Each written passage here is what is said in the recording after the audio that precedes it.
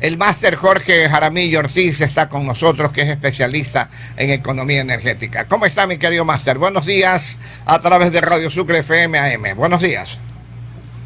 ¿Cómo está? Muy buenos días. Muchas gracias por la invitación. Un placer saludarlos a ustedes y a todos los que nos escuchen y nos vean, ¿no? Así es, mi querido máster. Mire, la economía energética. ¿Qué es economía energética primero? A ver, entendamos, ¿no? La energía es todo lo que mueve el mundo. Muchas veces nos confundimos y pensamos que cuando hablamos de energía hablamos de electricidad. La energía es todo. Y hoy estamos en una de las fuentes más importantes de energía que usamos, el combustible. Porque el combustible, el diésel, mueve camiones de transporte público, mueve buses. Entonces, lo que hacemos nosotros es análisis de saber cómo impacta alguna política energética, insisto, electricidad, combustibles y demás, en la economía del país. Y aquí estamos, ¿no? Que es un análisis importante que hay que hacer por esto de la coyuntura y la eliminación del subsidio al diésel. No, pues Magíster es MG. Así es, mi querido Magíster. En este caso, en lo que estamos viviendo hoy por hoy en el Ecuador con la subida del diésel, ¿qué porcentaje de impacto va a tener en la economía nacional? Bueno, tenemos que entender todo el contexto. O sea, mucha gente dice, bueno, ¿qué se va a hacer con la plata que sobra? O sea, no nos sobra plata. Si usted revisa las cuentas fiscales del Ecuador, nosotros prácticamente prestábamos para pagar este subsidio, no directamente, porque prestamos para educación, para salud, para algunas cosas más, pero ese dinero lo podíamos haber recibido directamente, este subsidio que hemos estado financiando durante 50 años. Los que defienden los subsidios, bueno, díganme, pues si en 50 años se ha acabado la pobreza, pues con subsidios inmensos, tenemos la gasolina $1, si no, pregúntele a Venezuela con la gasolina en centavos, si acabó con la pobreza. ¿Cuál es el impacto real? Ya existen estudios científicos de la Universidad de Cero, la Universidad de San Francisco de Quito ha publicado un estudio donde básicamente menciona que el impacto va a ser desde el 1 al 3%. Impacto va a haber, es un impacto mínimo que se va a compensar con el alivio macroeconómico que va a tener el Estado, porque al final cuando prestamos dinero excesivamente nos cansamos, no queremos saber del FMI, no queremos saber de China. La única forma para ya no prestar es ajustar la economía y tenemos muy pocas opciones. Y en esas opciones el diésel va a generar un impacto mínimo, así que fue una decisión durísima, pero muy necesaria. Es verdad, vivir economía real. ¿Qué países en América Latina viven una economía real, Magíster? Estamos conversando con el Magíster Jorge Jaramillo, experto en economía energética, cuando faltan 18 para las 8. No hay que irnos muy lejos, ¿no? Usted puede revisar el tema de Perú, historia, hay que revisar, hay un presidente que hace poco ya no está aquí en el mundo, Fujimori eliminó muchos subsidios, que el subsidio lo que hace es que el Estado busque dinero de donde sea, del emprendedor, del empresario, de los hogares, busque dinero donde sea para financiarlo. Pero en un país como Perú usted tiene los combustibles a $4, con un salario básico menor que el nuestro.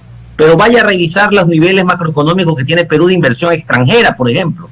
Nos da palo, 5 o 6 a 1. Entonces, cuando vemos que nuestros vecinos han sincerado las cifras, el mismo Colombia, que no tiene ahora hemos empatado aproximadamente a 2.90, ellos tienen el combustible diésel, es decir, estamos ya acercándonos, y con sus problemas o demás, pero económicamente están mejor que Ecuador. Mire, sus monedas son estables. La moneda de Perú tiene aproximadamente más de 20 años con 2, 3 soles, $1. Cuando usted ve estabilidad en una moneda, sabe que el país está política y económicamente, bueno, políticamente no, porque Perú ha cambiado de presidente a cada momento, pero no le afecta a la economía. Quiere decir, la economía del país vecino ya fue desligada de la política. Y ese es el camino que debe vivir un país, ¿no? Entonces, si usted revisa las cifras, solo Venezuela, Ecuador y por ahí Bolivia un poquito de subsidio, el resto de países no subsidian combustible y están aparentemente incluso mejor que nosotros.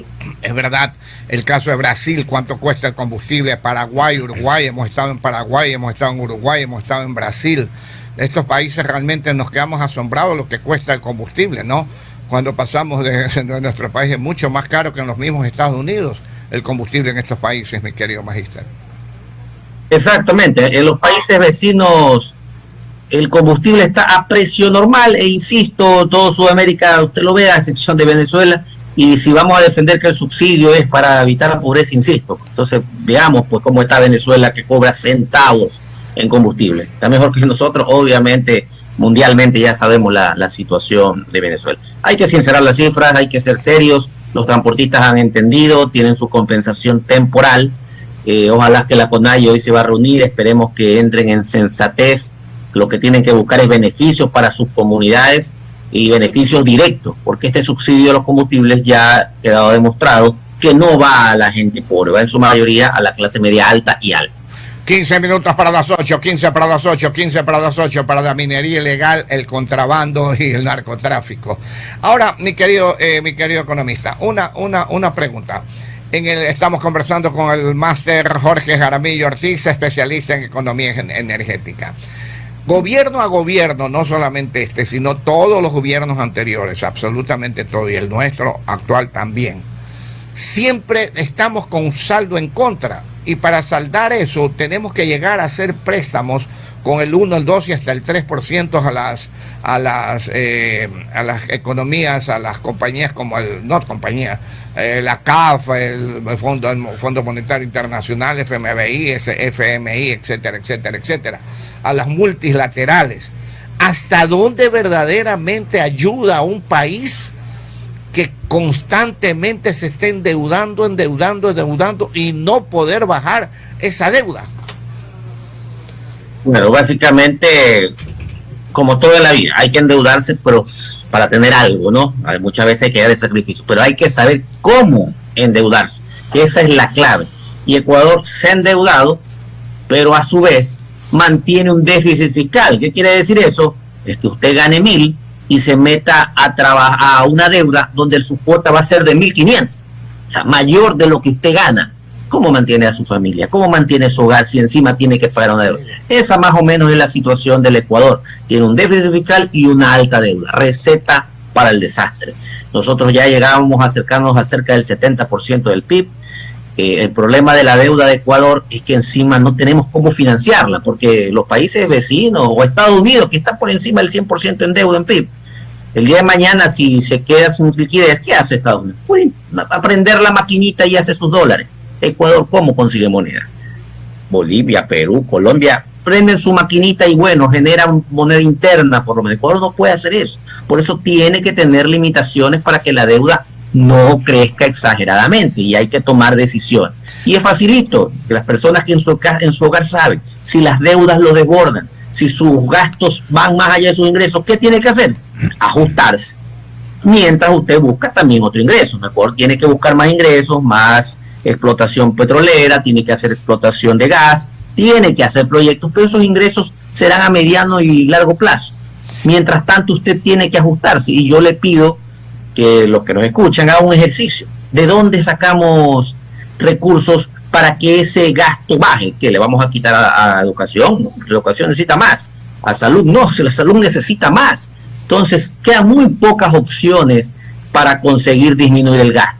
Y entre de esas pocas opciones, la más viable, la teoría económica dice que un subsidio debe ser temporal, productivo, no un subsidio de 50 años. Así que por todos lados, la teoría económica me lleva a que el subsidio a los combustibles debía eliminarse y hoy se ha tomado esa medida y hay que apoyarlo. Es la única forma para que usted se equilibre y ya no preste más. El FMI lo que le pone condiciones no es para destruir la vida, le está poniendo condiciones para que usted ya no preste más, para que se estabilice.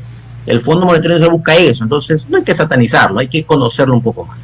Ahora, 12 minutos para las 8 de la mañana, 12 para las 8. La última pregunta, Máster. ¿Usted piensa de que con esta eliminación del subsidio, el futuro del Ecuador va a bajar los préstamos? Porque decir prestar a las multinacionales imposible, pero va a disminuir a lo mejor la cantidad de préstamos que se realizan hoy por hoy. O sea, tenemos que ver dos aristas, ¿no? Una es que las necesidades de seguir prestando van a estar, lo que tenemos que es, como usted lo menciona, disminuir cada vez más esos créditos, pero otro factor, que si nuestras finanzas macroeconómicas disminuyen, va a seguir bajando el riesgo país, y ahí comienza mucha gente en redes, que yo creo que ya son pocas, no, pues el riesgo país yo no como. Bueno, hay que revisar bien los datos, hay demasiada literatura científica, explicaciones científicas, no mías, donde el riesgo país es tal cual como cuando usted está en la central de riesgo o el score crediticio. Si usted quiere hacer un negocio con una casa financiera que le dé algún crédito o algo, lo van a investigar. Lo mismo pasa con los grandes inversionistas del mundo. Cuando quieren ingresar con sus dólares a invertir a un país, buscan pues el riesgo país. Y es importante que disminuya. ¿Para qué? Por un lado, se incentive la inversión. Ojo, que dicen, ya disminuyó y tuvo inversión. Pues esto tiene que ser primero constante, pues recién está disminuyendo y hay que ver si se mantiene esa disminución por un largo tiempo. Igual estamos en 600 puntos, mientras Colombia y Perú están en 200, 250. Entonces, si ya baja el riesgo país, tenemos dos beneficios. Se puede incentivar la inversión extranjera porque ya somos un país menos riesgoso y van a bajar las tasas de interés, tanto de créditos de las multinacionales, de los multilaterales, como los créditos internos, porque los bancos nos prestan a partir de indicadores donde uno de los más importantes es el riesgo país.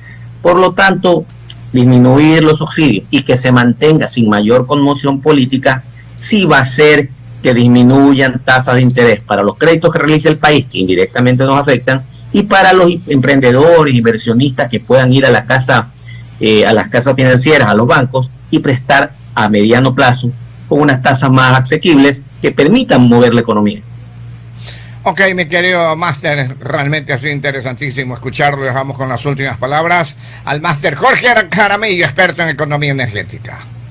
Bueno, lo que queremos pedirle a la ciudadanía es que sabemos que es una decisión dura, que sabemos que nos va a afectar mínimamente del 1 al 3%, pero una afectación al final, pero que ante la situación que vive el Ecuador, las alternativas son pocas y hay que tomar decisiones duras, pero necesarias. El gobierno las ha tomado. Ahora, como ciudadanos, lo que tenemos que cuidar es que no haya especulación, denunciarle, exigir a las autoridades de control y apoyar este tipo de medidas para que a mediano y corto plazo tengamos un país más equilibrado, más ordenado, bajen los intereses, tengamos mayor inversión y podamos trabajar hacia adelante, mirar hacia adelante y trabajando día tras día, porque un subsidio que estaba contaminando el medio ambiente se ha ido y es ahora que simplemente trabajemos y busquemos el bienestar. Muchas gracias al máster Jorge Jaramillo, experto en economía energética a través de Radio Sucre FM, Radio Sucre AM. Muchas gracias, máster. Gracias a ustedes.